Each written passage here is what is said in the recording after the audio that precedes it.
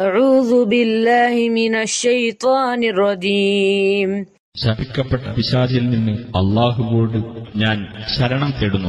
لأمرك إنهم لفي سكرتهم يعمهون. നിന്റെ ജീവിതം തന്നെയാണ് സത്യം. തീർച്ചയായും അവർ അവരുടെ ലഹരിയിൽ വിഹരിക്കുകയായിരുന്നു. فأخذتهم الصيحة مشرقين. അങ്ങനെ സൂര്യോദയത്തോടെ ആ ഘോര ശബ്ദം അവരെ പിടികൂടി. فجعلنا عاليها سافلها وأمطرنا عليهم حجارة من سجيل.